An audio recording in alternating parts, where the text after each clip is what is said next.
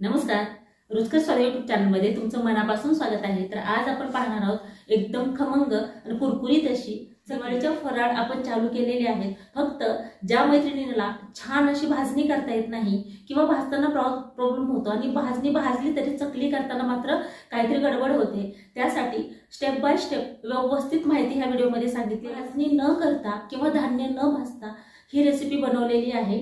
तर हे रेसिपी करताना बऱ्याचशा छोट्या मोठ्या गोष्टी मी व्हिडिओच्या मध्ये सांगितलेल्या आहेत, त्यामुळे व्हिडिओ स्किप न करता आणि 8 दिवस अगोदरच भाजणी असेल किंवा बिना भाजणीची आपण जो व्हिडिओ टाकतो तसं असेल हे दळण आणून ठेवा किंवा अनारशाचं पीठ 8 दिवस अगोदर तयार करायला घ्या, म्हणजे दिवाळीपर्यंत बरोबर दिवाळीमध्ये तुम्हाला अनारसे खायला भेटतील किंवा ताटात वाढण्यासाठी होतील। तर आपलं फराळ सगळ्यांपेक्षा वेगळं असावं, परफेक्ट असावं ही प्रत्येक गृहिणीला वाटतं। तर परफेक्ट दिवाळीचे फराळ पाहण्यासाठी रुचकर स्वाद यूट्यूब चॅनलला नक्की सबस्क्राइब करा आणि शेजारी बेलचं बटन आहे त्यालाही क्लिक करा, म्हणजे आपले नवीन व्हिडिओ तुमच्यापर्यंत पहिल्यांदा पोहोचतील। चला तर मग आपण रेसिपीला सुरुवात करूया।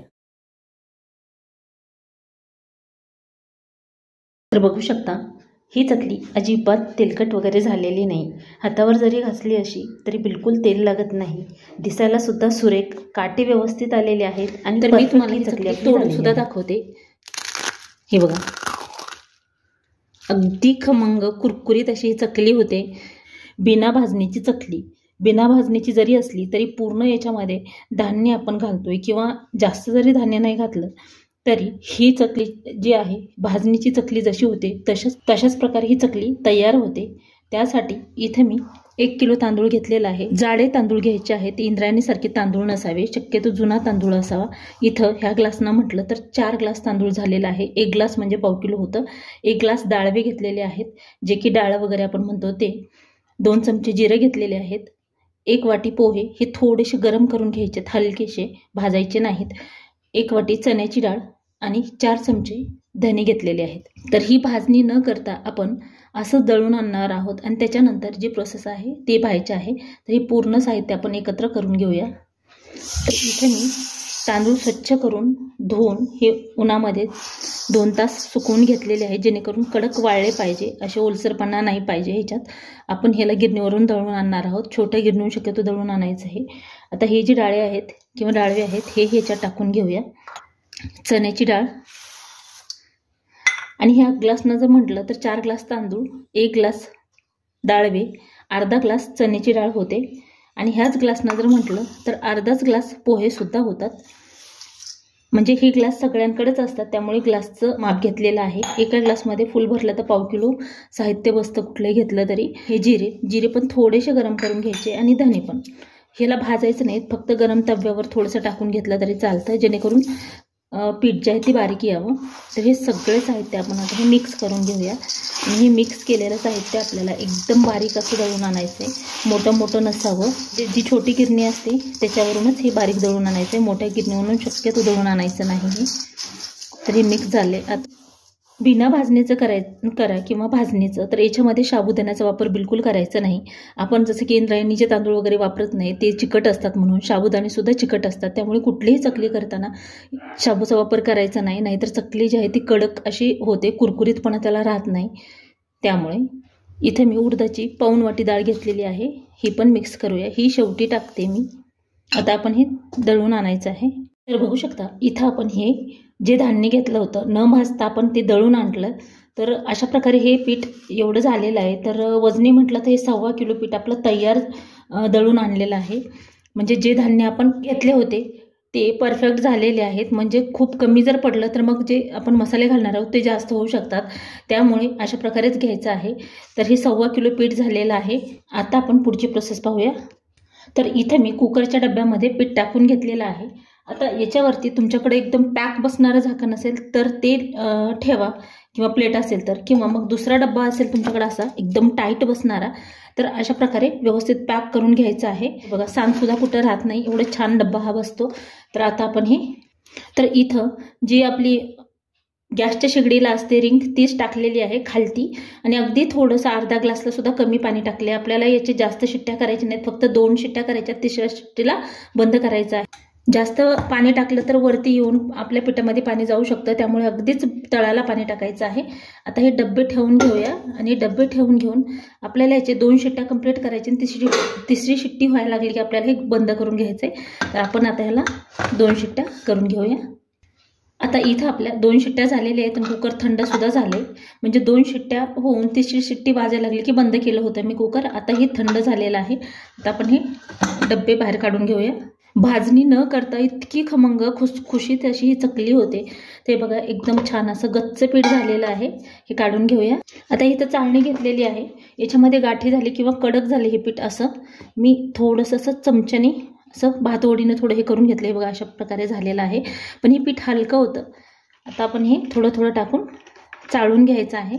मी विश्वास करणार नाहीत, भाजणीची चकलीसुद्धा एवढे सुरेख होत नाही. भाजणीची झंझट नाही.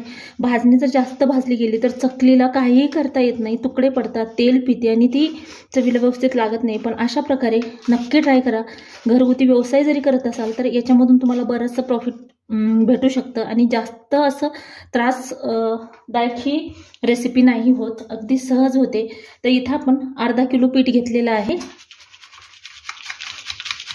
तर ही अशा प्रकारे छान चाळून घेऊया. माप तुमच्याकडे नसेल तर असा ग्लास असतो, ह्या ग्लासनं जितकं दाबता येईल, जितकं दाबून बसेल पीठ तेवढं व्यवस्थित जर भरलं एकदम गच्च असं होईपर्यंत तर एका ग्लासमध्ये 1/2 किलो पीठ बसतं. अर्धा किलो म्हणजे 2 ग्लास पीठ झालेलं आहे. तर बघू शकता हे पीठ आपण छान चाळून घेतलेलं आहे. तर अशा प्रकारे हे पीठ झाले. याला 2 शिट्ट्या केल्यामुळे हलकं होऊन अगदीच पिवळं जर असं हे पीठ दिसतं बिना भाजणीचं असताना सुद्धा. तर इथे मी जाड बुडाचं पातेलं ठेवलेलं आहे गॅसवरती. 2 ग्लास पाणी टाकून घेऊया. हा दुसरा ग्लास. आपण याच्यामध्ये मसाले टाकून घेऊया. तर इथं आपण अर्धा चमचा हळदी पावडर, असा फुल भरून 1 चमचा मीठ, 1 चमचा लाल तिखट आणि भरून घेतल्यानंतर असं डब्यावर आपटायचं म्हणजे सपाट होतं किंवा व्यवस्थित चमचा भरतो. मीठ घेतानाही तसंच करायचं. हे टाकून घेऊया. अर्धा चमचा धना आणि जिरेची पावडर. इथं आपण ह्या पळीनं 2 पळी तेल टाकायचे आणि चमच्याने जर म्हटलं तर असं एका पळीत 4 चमचे बसतं तेल. हो का, 1 2 3 आणि हे 4, तर 8 चमचे ह्या चमच्याने तेल टाकायचे आणि पळीनं म्हटलं तर 2 पळी टाकायचं आहे. ही दुसरी पळी. अर्धा चमचा ओवा आणि 2 चमचे तीळ. याला छान उकळी आलेली आहे. आता आपण एका हाताने असं लाटण्याने पीठ टाकत ह्याला ढवळून घ्यायचं आहे. असं छोट्या भांड्यात घ्यायचं म्हणजे टाकताना परेशानी होत नाही. पसरट भांडे घेतलं तर पातेल्यात टाकताना बाजूला सांडू शकता. आता हे फास्ट गॅसवरचे छान मिक्स करून घेऊया आपण. तर पाण्याचं प्रमाण एकदम परफेक्ट झालेलं आहे, बघू शकता. आता हे आपण 5 मिनिट झाकून ठेवूया. तर आता आपण इथं जेवढं करायचंय तेवढंच पीठ याच्यामध्ये प्लेटमध्ये काढून घेऊया. परत हे शिल्लक राहिलेलं पीठ झाकून ठेवायचं आहे. आता याला थंड पाण्याचा हात देऊन आपल्याला हे मळून घ्यायचंय. जर का खूपच हाताला चटके बसत असतील तर मग एखाद्या वाटीनं वगैरे करायचं आहे. तर मळताना जास्त पाण्याचा वापर नाही होत किंवा जास्त पाणी लागत नाही. आपण अगोदर प्रमाण व्यवस्थित टाकलेलं आहे. तर हे पीठ खूप घट्ट पण करायचं नाही आणि खूप पातळ पण नाही. अशा प्रकारे छान मळून घ्यायचंय. पीठ छान मळल्यामुळे आपली चकली तुटत नाही. थोडं थोडं शिपका मारून आपल्याला हे छान पीठ मळून घ्यायचंय. जोपर्यंत प्लेटला चिकटणं बंद होत नाही तोपर्यंत ह्याला मळायचं आहे. एकदम मस्त असं हे पीठ तयार झाले. साच्यामध्ये किंवा शेवग्यामध्ये घालून घ्यायचं आहे. हे छान जेवढं बसेल तेवढं पीठ व्यवस्थित दाबून घ्यायचं आहे. त्याच्यानंतर शेवगा जी आहे ती बंद करून घेऊया. आता आपण चकली बनवून घेऊया. तर इथं मी पोळीपाटवरच बनवून घेते. हे बघा, याला दाबायची सुद्धा गरज पडत नाही. एकदम सुरेख काठे आलेले आहेत आणि चकली अजिबात तुटत नाही. बिना भाजणीचे असताना सुद्धा तुम्हाला वाटणार नाही. तुम्हाला हव्या तेवढ्या किंवा मोठ्या किंवा लहान अशा प्रकारे करून घ्यायचे आहे. आणि जर का चकली मध्ये मध्ये तुटत असेल तर पीठ आणखीन थोडंसं पाण्याचा हात लावून छान मळून घ्या, म्हणजे चकली जी आहे ती तुटणार नाही. आणि इथं शेवटी असे शेंडी निघल्यासारखे होते तेव्हा ती व्यवस्थित बंद करून घ्यायचं. टोक जर बंद नाही केलं तर मग चकली तेला सुटू शकते. तर बघू शकता एकदम सुरेख असे काटेसुद्धा आलेले आहेत चकलीला. अशाच प्रकारे आपल्याला पूर्ण चकल्या करून घ्यायच्या आहेत. पीठ छान मळून घ्यायचं प्रत्येक वेळी. चकली आपली तुटणार नाही। तर अशा प्रकारे सर्व चकल्या तयार करून घेतल्यात, म्हणजे एका शेवग्यामध्ये जेवढ्या बसतात तेवढ्या घेतलेल्या आहेत। आता आपण हे तळाई घेऊया। इथं मी मीडियम गॅसवर तेल गरम करायला ठेवलेलं आहे। गॅस खूप लो ठेवायचा नाही किंवा खूप फास्ट करायचं नाही, मीडियम केलेला आहे। थोडीशी आपण याच्यामध्ये एक काडी सोडून पाहूयात। तर बघू शकता तेल छान गरम झाले आपलं। आता आपण चकली सोडून घेऊया। मोठी जर चकली केली तर एके वेळेला 2 ते 3 चकल्या बसतात, चोप निघतं शेवटी। ते जर व्यवस्थित बंद नाही केलं तर चकली तेलात सुटू शकते, त्यामुळे छान पॅक करून घ्यायचं आहे। आणि चकली तळताना मीडियम गॅसवरच चकली तळायची आहे। खूप कमी गॅस केला तर तेलात चकली विरघळल्या जाईल। तर थोडीशी पसरट जर कढई असेल, फूड बिझनेस करत असाल तर चकल्या जास्त तळल्या जातात आणि तळण्यासाठी जास्त वेळ लागत नाही, त्यामुळे थोडीशी पसरट घ्यायची आहे। आता थोडीशी कडक झाल्यानंतर एक बाजू पलटून घेऊया आपण। आणि जास्त जरी एका वेळेला चकल्या तुम्ही तेलात सोडल्या तर चकली जी आहे तरी पण तुटू शकते। का पीठ पातळ झालं तर मी परत सांगते की तेलामध्ये चकली विरघळल्या जाते। तर टाकल्या बुडबुडे खूप सारे येतात, त्यानंतर हळूहळू जशी चकली तळेल तसं तसं बुडबुडे याचे कमी होतात। तर हे बघा किती सुरेख आणि मस्त आपली चकली झालेली आहे। आणि छोटा गॅस असेल तर मीडियमपेक्षा थोडा मोठा करा, नाहीतर काय होईल, छोटा गॅसवर जर तळत असेल तर त्याची फ्लेम लो असते, खूप म्हणजे असं लहान असते, त्यामुळे मग चकली एखाद्या वेळेस तेलात विरघळू शकते। जेणेकरून मोठ्या गॅसवर तळा, म्हणजे मीडियम गॅस आपल्याला करता येईल, खूप छोटा होणार नाही। जेवढं कढईचं बूड आहे त्याला ती जाळ पोहोचला पाहिजे, तेव्हा ती तळले जाते सर्व बाजूनी। चकली तळली की ती होते त्याची, आणि परत ती तेलात खालती तळायला बसायला लागते। तर 1-2 वेळा पलटून घेऊन ही चकली आपल्याला तळून घ्यायची आहे। तर बघू शकता बुडबुडे जे आहेत ती कमी झालेली आहेत, थोडेसे तेल त्याच्यावरती येते चकलीवरती। हे बघा अशा प्रकारे जशी तळेल तशी ती बुडाला जाते चकली।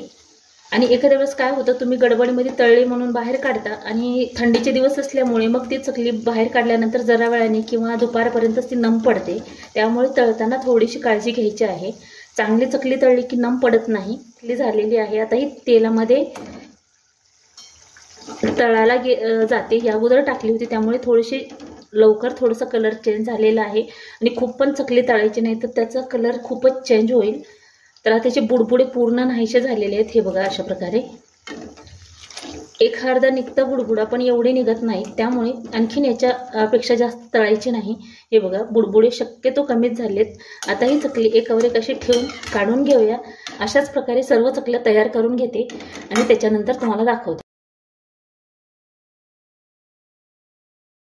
तर बघू शकता एकदम सुरेख, काटे अतिशय छान आलेले आहेत, अतिशय कोरडी ही चकली आपली तयार झालेली आहे। तर अशा प्रकारे एकदा नक्की ट्राय करा। व्हिडिओ आवडला असेल तर लाईक करा, शेअर करा, सबस्क्राईब करा आणि